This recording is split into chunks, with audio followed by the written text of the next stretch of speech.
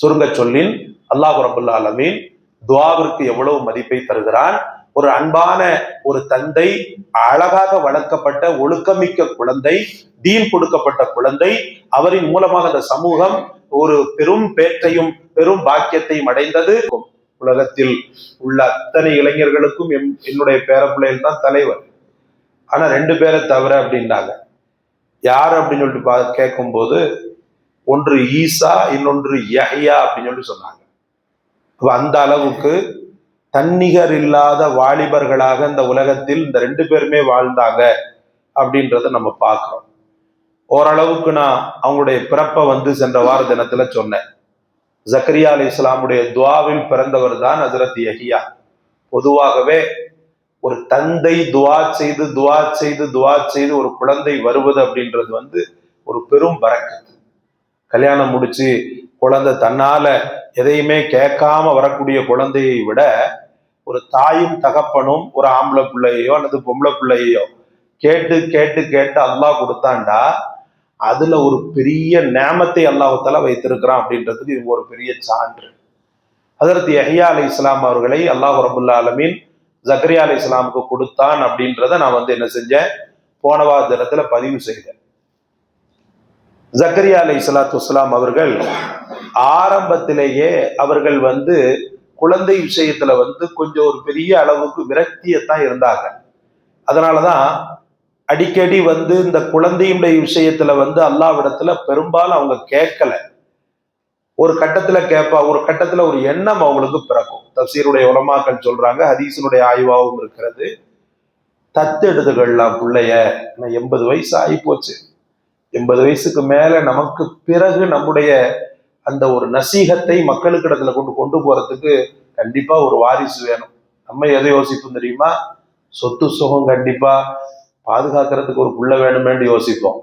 ஆனா இங்கே தன்னுடைய அந்த நசீகத்தை, மக்களுக்கு கொடுக்கக்கூடிய அறிவுரைகளை, ஷரியத்தை எனக்கு பிறகு கொண்டு போறதுக்கு ஒரு புள்ள வேணுமே, பொம்பளையால ஒரு அளவுக்கு தானே முடியும் அப்படின்றத யோசிச்சு ஹஜ்ரத் ஜக்கரியா அலைஹிஸ்ஸலாம் ஒரு குழந்தையை தத்து எடுத்துடலாம் அப்படின்னு சொல்லிட்டு யோசிச்சாங்க. அதனாலதான் நீங்க ஒரு ஆயத்துல பார்க்கலாம், ஒரு துவா ஒண்ணு செய்வாங்க, ரப்பி லா ததர்னி ஃபர்தம் வ அன்த கைருல் வாரிசி. உலமாக்கள் சொல்றாங்க, அது குழந்தைக்காக அவங்க கேட்கல, ஒரு குழந்தைய தத்தெடுக்கணும்ன்ற எண்ணத்துலதான் என்ன செஞ்சாங்கண்டா, என்ன தனியா ஆக்கிடாத, என்ன ஜக்கரியான்னு ஒருத்தர் வாழ்ந்தாரு, முடிஞ்சு போச்சு சகாப்தம் அப்படின்ற மாதிரி ஆக்கிடாத, எனக்கு என்ன செய், ஒரு குழந்தையை நீ கொடு, அதாவது தத்தெடுக்கக்கூடிய ஒரு ஏற்பாடை கொடுன்னு சொல்லிட்டுதான் அவங்க கேட்டுக்கிட்டு இருந்தாங்க. அப்போ உள்ளத்துல தனக்கு குழந்தை பிறக்காதுன்ற அந்த எண்ணம் தான் மிகச்சிருந்துச்சு மனிதன்ற அடிப்படையில.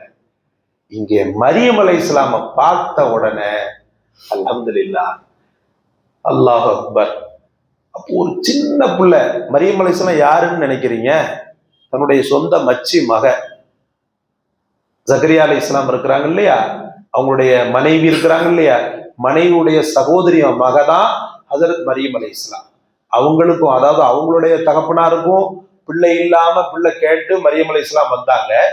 அதை இவங்க கார்டியனா இருந்து வளர்த்துக்கிட்டு இருக்கிறாங்க.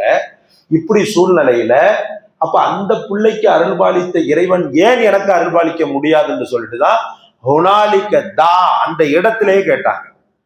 எந்த அதிசயத்தை சென்ற வாரம் சொன்னோம் இல்லையா, மரியம் அலைஹிஸ்ஸலாம் முன்னாடி எல்லா பழ வர்க்கங்கள் வைக்கப்பட்டிருந்தது, ஆனால் யாருமே கொண்டு வைக்கல. எங்க இருந்து வந்துச்சுன்னு கேட்கும்போது அல்லாஹ் எனக்கு தந்தாண்டு சர்வ சாதாரணமா சொன்னாங்க. என்னமோ ஏற்கனவே சாப்பிட்டுட்டு இருக்கிற மாதிரி உள்ள சூழ்நிலை மாதிரியே சொன்னாங்க. அதிசயமா சொல்லல, இதுவா, இது எப்படி தெரியுமா அப்படின்லாம் சொல்லல, சாதாரணமா சொன்னாங்க. காலத்து ஹோமினில்லா, இது அல்லாஹ்விடம் இருந்து வந்தது எனக்கு அப்படின்னு சொல்லி சொன்னாங்க. அப்போ இறைவனிடமிருந்து காண கிடைக்காத கனிவர்க்கங்கள். இப்ப நீங்க சீதாப்பழத்தை நினைச்சு பார்க்க முடியாது இந்த காலகட்டத்துல, டிசம்பர் மாசம் மாம்பழத்தை நினைச்சு பார்க்க முடியாது. ஆனா ஹஜ்ரத் மரியம் அலைஹிஸ்ஸலாமுக்கு முன்னாடி அந்த சீசனில் கிடைக்காத அத்தனை பழங்களும் வைக்கப்பட்டிருந்தது அல்லாஹ்வினால். உலகத்தில் சொர்க்கத்தின் உணவு கொடுக்கப்பட்ட பெண்மணியாக அவங்க இருந்தாங்க.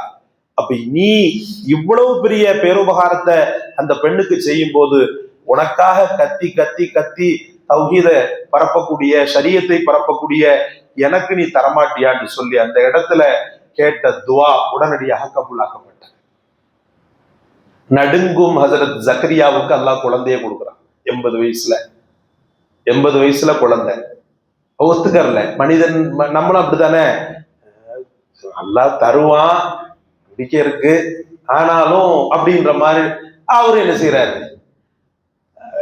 எனக்கு நானும் கால ரப்பி அண்ணா யகூனுலிய குலாமு பக்கத்து பலகனியல் கிபர் வம்ராத்தி ஆக்கிர், நானும் வயோதிகத்துடைய உச்சத்தை எட்டிட்டேன், என் மனைவியோ மலடி, நான் எப்படி குழந்தை பெக்க முடியும்னு அல்லாஹ் சொன்ன பிறகு சொல்றாரு. உடனே ரப்புல் ஆலமீன் கால கதாலி, அது அப்படிதான் அப்படின்றான். நீங்க நல்லா பாத்தீங்கடா, மிக அதிசயத்தை அல்லாஹு தஆலா அந்த உலகத்தில் நிகழ்த்தி காட்டும் போது அதை மனிதனுக்கு எக்ஸ்பிளைன் பண்ண மாட்டான். நீங்க நிறைய சம்பவங்கள் எடுத்து பாருங்களேன். மரியம் அலைஹிஸ்ஸலாம் இப்படிதான் கேட்பாங்க, அப்பவும் அப்படிதான் சொல்லுவாங்க. அது எப்படி தெரியுமா, அல்லாஹ்வுடைய அந்த அதிசயம் அற்புதம் அப்படின்லாம் எக்ஸ்பிளைன் பண்ண மாட்டான். கால கதாலி, அது அப்படிதான், போ அதே மாதிரி சொல்லும், கால கதாலி, அது அப்படிதான், உனக்கு தெரியாது, அந்த சூட்சுமம் புரியாது. இறைவனுடைய தக்தீரை உன்னால விளங்க முடியுமா? இறைவனுடைய குதிரத்தை உன்னால விளங்க முடியுமா? ஒரு குறிப்பிட்ட எல்கை வரைக்கும் தான் உனக்கு விளங்க முடியும், அதுக்கு மேல நான் எக்ஸ்பிளைன் பண்ணாலும் உனக்கு புரியாது, அது அப்படிதான் அப்படின்னு அல்லாஹ் தஆலா சொன்னான். சொன்ன உடனே சும்மா இருக்கல அவரு, அதுக்கு அடையாளம் என்ன அப்படின்னு கேட்டாரு. எனக்கு குழந்தை வரும்னு சொல்லிட்டு நீ சொல்லியிருக்கிற, குழந்தை எனக்கு வரும்ன்றதுக்கு என்ன அடையாளம் அப்படின்னு கேட்கும்போதுதான் அல்லாஹ் ரப்புல் ஆலமீன் சலாசத்த ஐயாமின் இல்லா ரம்ஸா, 3 நாளைக்கு உனக்கு பேச்சு வராது, எது தொண்டையில எதுவும் ஆகாது, உனக்கு சளி கிளி பிடிக்காது, தொண்டை கெட்டாது, எந்த நோயும் இருக்காது, ஆனா 3 நாளைக்கு நீ பேச முடியாதுன்னு அல்லாஹ் சொன்னான். உனக்கு குழந்தை வரும் அப்படின்றதுக்கு ப்ரூஃபே அதுதான். அப்படியான்னு சொல்லிட்டு அந்த நாளை எதிர்பார்த்துக்கிட்டே இருந்தாங்க. அடுத்த நாள் என்ன செஞ்சாங்கன்னா, மக்களை ஒன்று திரட்டி, ஏற்கனவே சொன்ன அந்த பனு இஸ்ரவேலர்கள் தான், அந்த பனு இஸ்ரவேலர்களை ஒன்று திரட்டி மக்களுக்கு அட்வைஸ் பண்றதுக்காக வாயை திறக்கும் போது வெறும் காத்து மட்டும்தான் வந்துச்சு. நமக்கு பேச்சு வரலன்னா என்ன செய்வோம், அல்லது ஆர்ப்பரிச்சு சாவுல மீத பார்க்கவா, அல்லது வேற எங்க யாரை போய் பார்க்கன்னு தெரியல, நல்லா பேசிக்கிட்டு இருந்தனே, திடீர்னு என்ன அப்படி ஆயிடுச்சு. ஒரு 10 நாளைக்கு முன்னாடி எனக்கு அப்படி ஆயிடுச்சு. கண்ணியத்திற்குரிய தலைவர் ஆஜர் அவங்க தான் அல்ஹம்துலில்லாஹ் ஒரு பெரிய நுஸ்ரத்தை பண்ணாங்க. அப்போ பயம் வரும், ஆனா இங்க சந்தோஷம் வருது. நான் படைத்தவன் அவன் சொன்ன சொல்ல அவனுடைய தெய்வ வாக்கு பழித்து விட்டது, எனக்கு பேச்சு வரல, உன்னை சைக்கிளிலே காட்டுறாங்க. அல்லாஹ் ஒருவனை வணங்குங்கள், அவனை பயப்படுங்கள் அப்படின்னு சொல்லிட்டு அந்த அட்வைஸுகளை சைக்கிளிலே காட்டுறாங்க. இதுக்கு என்னாச்சுன்னு சொல்லிட்டு மக்கள் என்ன செய்யறாங்கண்டா, கூட்டம் கூட்டமா திரும்பி போறாங்க. அல்லாஹ்வுடைய கருணையினால் ஹஜ்ரத் யஹ்யா அலைஹிஸ்ஸலாத்து வஸ்ஸலாம் பிறக்கிறாங்க. நல்லா புரிஞ்சுக்கிறணும், நம்ம ஆரம்பத்துல சொன்னதுதான், யஹ்யா அலைஹிஸ்ஸலாம் அவர்களுக்கு தாய் தகப்பன் பேர் வைக்கல, அல்லாஹ்வே பேர் வச்சு அனுப்பினான். ஜிப்ரீல் அலைஹிஸ்ஸலாம் அந்த பிள்ளைக்கு பேர் வச்சே அல்லாஹ் தஆலா அவங்களுக்கு அருளை செய்தான் அப்படின்னு சொல்லிட்டு சொல்லப்படுது. சிறு வயதிலேயே யஹ்யா அலைஹிஸ்ஸலாம் பாருங்க, ஒரு தகப்பனுடைய துஆவுல பிறந்த குழந்தை, எப்பேற்பட்ட, அதனாலதான் மனைவி கர்ப்பவதி ஆனாலும் சரி, அல்லது உங்க வீட்டு பெண்கள் யாரும் கர்ப்பவதி ஆனாலும் சரி, அல்லாஹ்விடத்துல அந்த குழந்தையின் விஷயத்துல நீங்க கேட்கக்கூடிய துஆ மிக பெரும் கபூலியத்தை பெறுகிறது இன்ஷா அல்லாஹ். அதுக்கு ஒரு பெரிய சான்று யஹ்யா அலைஹிஸ்ஸலாம். எப்பேற்பட்ட பிள்ளையா உருவாக்குனான் தெரியுமா? ஒரு தந்தையின் துஆவின் பிம்பமாக உருவாக்கப்பட்ட ஹஜ்ரத் யஹ்யாவை எப்பேற்பட்ட குழந்தையா உருவாக்கணும், அப்படி அப்படி நாணம், கண்ணியம், பேச்சு, அழகு, அவ்வளவு அழகு. அல்லாஹ்வே சொல்கிறார் நபிய சய்யிதவ் வ ஹசூரவ் வ நபியம் மினஸ் சாலிஹீன், நல்ல அழகான, ரொம்ப தேஜஸான, அற்புதமான, கற்பொழுக்கம் மிக்க, அதாவது எந்த அந்நிய பெண்ணையும் தவறாக நினைக்காத, இதெல்லாம் பிறக்கிறதுக்கு முன்னாடி ஆண்டவன் கொடுக்குற சர்டிபிகேட். எவ்வளவு பெரிய பாக்கியம் பாருங்க அவருக்கு. என்னைக்குமே ஒரு ஆள்கிட்ட பழகின பிறகுதானே அவரை பத்தி நீங்க சர்டிபிகேட் கொடுக்க முடியும். ஆனால் படைத்தவன் கொடுப்பதற்கு முன்னமே அந்த குழந்தை எப்பேற்பட்ட தன்மை உள்ளதுன்றத ரொம்ப அற்புதமாக விளக்குறான். ஹசூர செய்யிரவ் ஹசூரவ் வ நபியம் மினஸ் சாலிஹீன். தூய்மையானவரா இருப்பாரு, கற்பொழுக்கம் மிக்கவரா இருப்பாரு, அழகா இருப்பாரு, அது மட்டும் இல்லாம நபியாவும் இருப்பாரு, நல்லவராகவும் இருப்பார். அல்லாஹ் நல்லவராகவும் இருப்பார். சுப சோபனத்தை அல்லாஹ் நமக்கும் தருவானாக. இமாம் கஸ்ஸாலி ரஹ்மத்துல்லாஹ் சொல்லுவாங்க, உன் வாழ்க்கையில உன் மனைவி கர்ப்பவதி ஆகும்போது இஸ்திஹாரா தொழுது தொழுது தொழுது தொழுது நீ அல்லாஹ்விடத்துல கேட்கிறதுனால அப்பிள்ளையை அல்லாஹு தாலா சாலிகான முறையில கொடுப்பான். அந்த கொடுத்ததற்கு அடையாளமாக இஸ்திஹாராவுடைய பரக்கத்தினால உனக்கு கனவுலேயே அதற்குண்டான தெளிவு கிடைக்கும் அப்படின்னு சொல்லுவாங்க. கனவுலேயே அதற்குண்டான என்ன செஞ்சிடும், நமக்கு இந்த மாதிரி ஒரு புள்ள பிறக்குன்ற மாதிரி ஏதோ ஒண்ணு நமக்கு அறிவிப்பு செய்யப்படும் அப்படின்றது சொல்றாங்க. அப்ப துவா தான் மெயின். துவாவினால எதையும் சாதிக்கலாம். தாய் தாப்பன் அதிகமாக பிள்ளைகளுக்கு துவா செய்து பழகணும். பிள்ளை அப்படி இருக்கிறானே இப்படி இருக்கிறானேன்னு சொல்லிட்டு புலம்புறதை விட நீங்க கேட்கக்கூடிய துவாவின் வல்லமை ரொம்ப வீரியமானது. பாருங்களேன், அவரை உருவாக்கல ஹசரத் ஜக்கரியா, அவருக்கு சாப்பாடு கொடுக்கல, இன்னும் அவருக்கு ஒழுக்க பயிற்சி கொடுக்கல, ஒண்ணுமே கொடுக்கல. ஆனாலும் உன் புள்ள இப்படிப்பட்டது அப்படின்றத ஒரு துவாவில் அல்லாஹ் தஆலா தந்தானா, கொடுத்தானா இல்லையா? அப்ப நாம கேட்கக்கூடிய அதிகமாக நம்முடைய பெற்றோர்களான நாம நம்ம பிள்ளைகளுக்காக கேட்கக்கூடிய துவாவுல நிச்சயமாக நாம சொல்லுவோம், அந்த பிள்ளையின் ரத்தம் சுத்தமாகும், அந்த பிள்ளையின் கல்பு சுத்தமாகும். நம்ம கேட்கறது இல்லை. நம்ம ஸ்பீடா போய்கிட்டே இருக்கிறவன் நம்மளுக்கு கேட்கறதுக்கே பெரிய பாடா இருக்குது. நம்ம பிள்ளைக்கு கேட்கறது ரொம்ப ரேரா ஆயிப்போச்சு. இப்போ ஒரு ஒழுக்கங்கட்ட பிள்ளைய நம்ம பார்க்கிறோம்டா, அந்த பிள்ளை மீது இறக்கப்பட்டு மன்றாடணும். மன்றாடணும், வழி கிடையாது. மன்றாடணும், என் பிள்ளையை நீ மாற்றி தான் அமைக்கணும். ஏதோ ஒண்ணு நான் மிஸ் பண்ணிட்டேன், என் பிள்ளை இப்படி ஆயிட்டான், அதனால நீ விட்டுறக்கூடாது அப்படின்னு சொல்லிட்டு திரும்ப திரும்ப கேட்கிறத நீங்க யஹ்யா அலைஹிஸ்ஸலாம் நினைச்சுக்கிட்டே கேளுங்க. இன்ஷா அல்லாஹ். ஜக்கரியா அலைஹிஸ்ஸலாம் கேட்ட ஒற்றை துவாவுல அல்லாஹ் தஆலா எவ்வளவு வேல்யூபிள் வல்லமை பெற்ற குழந்தையை கொடுத்தான். அப்போ ஒரு தாய் தகப்பனின் துவாவுக்கு அவ்வளவு வேல்யூ இருக்கிறது சகோதரர்களே.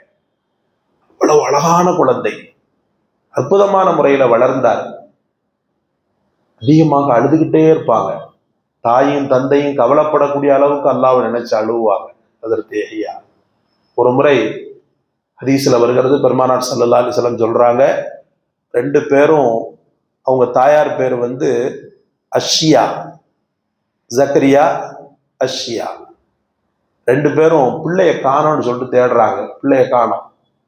தேடி தேடி பார்க்கும்போது கபறுகள், புதைக்கப்படக்கூடிய கபறுகள் இருக்குது இல்லையா, அது ஒண்ணு பக்கத்துல போய் அழுதுகிட்டே இருக்கிறாங்க.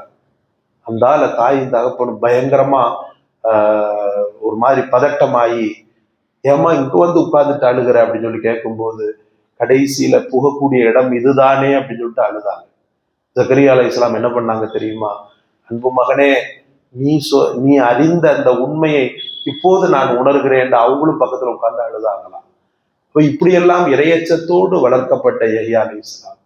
ஆனாலும் அல்லாஹு தஆலா, இன்னும் வரலாறுகள் இருக்கிறது, இன்ஷா அல்லாஹ் நான் வரக்கூடிய காலங்கள் விளக்குகிறேன். ஜக்கரியாவுக்கும் யஹ்யாவுக்கும் அல்லாஹ் ரப்பல் ஆலமீன் ஒரு பெரும் அந்தஸ்தை தந்தான். ரெண்டு பேருமே ஷஹீதாக்கப்பட்டாங்க, அல்லாஹ்வின் பாதையில் கொல்லப்பட்டாங்க. ஹஜ்ரத் ஜக்கரியா அலைஹிஸ்ஸலாம் அவர்கள் தச்சராக இருந்தாங்க. மர வேலைப்பாடுகள் செய்யக்கூடிய கதவுகள் அது இதுன்னு சொல்லிட்டு செய்யறாங்க இல்லையா, தச்சர் தானே அதுக்கு பேரு. தச்சராக இருந்தாங்க. நாள்பட பனு இஸ்ரவேலுடைய கொட்டமும் அராஜகமும் அதிகமானது. ஏன்னா அவங்களுக்கு தான் இவங்க அட்வைஸ் பண்ணாங்க. ஆல இம்ரான், அந்த பனு இஸ்ரவேல் குடும்பம், ஆல இம்ரான்னா இவங்க குடும்பம் தான். இம்ரான்னா வேற யாரு? அதில் ஜக்கரியா அலைஹிஸ்ஸலாமுக்கு மாமனார், வேற யாருமே இல்லை. இம்ரான் யாரு? ஜக்கரியா அலைஹிஸ்ஸலாமுக்கு மாமனார். அந்த நல்ல மனிதர், அவர் நல்ல தக்வாதாரி. அந்த பனு இஸ்ரவேலுடைய கொட்டமும் அராஜகமும் தலைவிரித்தாடியது. வயோதிகர் என்று கூட பார்க்காமல் விரட்டுனா சகோதரர்களே.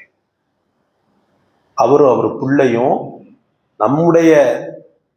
நம்முடைய வணக்க வழிபாடுகளை குறை சொல்லிட்டு இஸ்லாம் என்ற பேர்ல எங்களுக்கு இது பண்ணிக்கிட்டு இருக்கிறாங்க, விடக்கூடாது, உயிரோட விடக்கூடாதுன்னு சொல்லி விரட்டுறான்.